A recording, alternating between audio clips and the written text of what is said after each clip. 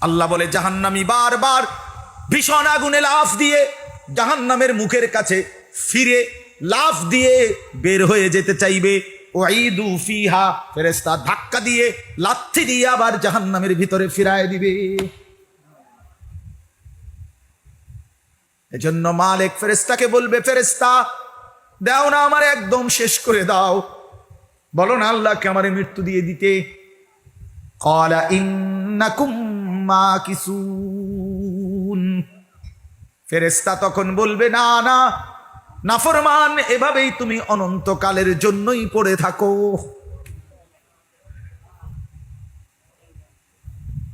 বন্ধু খামখেয়ালি মনে করে এটি বাংলা বইয়ের পড়া না রে ভাইয়া, এটা পদার্থ বিজ্ঞান না, জীববিজ্ঞান না, এগুলোর রসায়ন বিজ্ঞান না যে এটি কত মানুষে কত কথা কয়, মাইতো না চাই না, না মাইতো, এটা আল্লাহর কথা।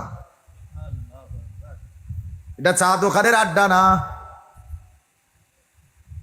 এটা ফালতু কথার মজলিস না, এটা বন্ধুদের আড্ডা নয়, এটা কল্পনার কাহিনী নয়, এটা স্বপ্ন দেখা কোনো ঘটনা নয়।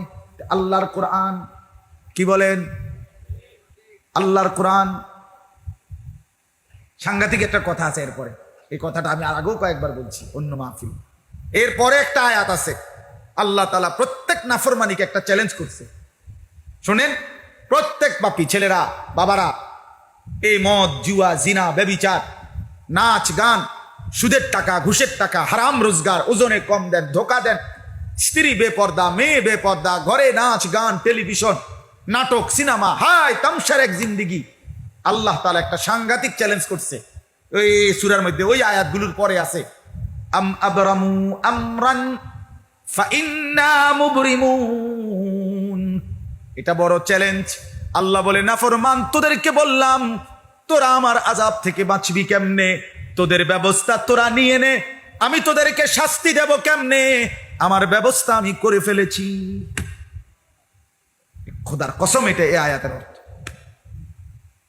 আম আবরামু আমরান, তারা যেন তাদের ব্যবস্থা করে নেয়, ফাইন্না মুবরিমুন, আমার ব্যবস্থা আমি করছি, আমার জাহান্নাম আমি বানাইছি, আমার শাস্তি আমি ঠিক করেছি।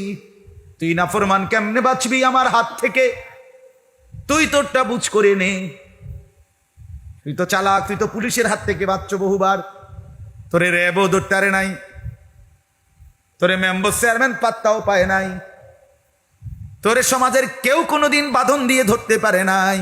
আল্লাহ বলে, তুমি যেহেতু বহুত বড় পণ্ডিত, কাজে আমার হাত থেকে বাঁচবা কেমনে তুমি একটু ব্যবস্থা করো, আমি ধর্ম কেমনে আমি বুঝ করে রাখছি।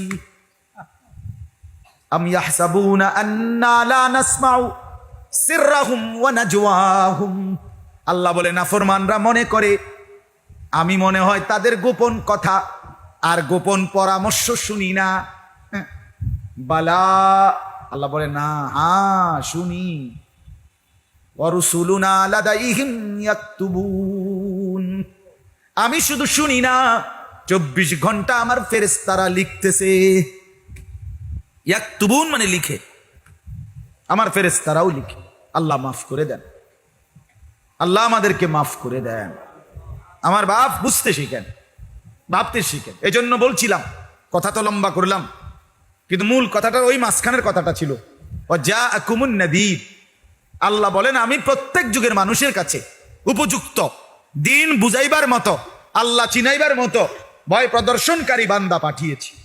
অতএব সর্বযুগে হক্কানি আলেম, দিন বুঝানোর মতো, আল্লাহর পথের পথিক, আপনাকে ইসলাম বুঝানোর মতো, কোরআন সুন্নাহ বুঝানোর মতো লোক ছিল, আছে, থাকবে।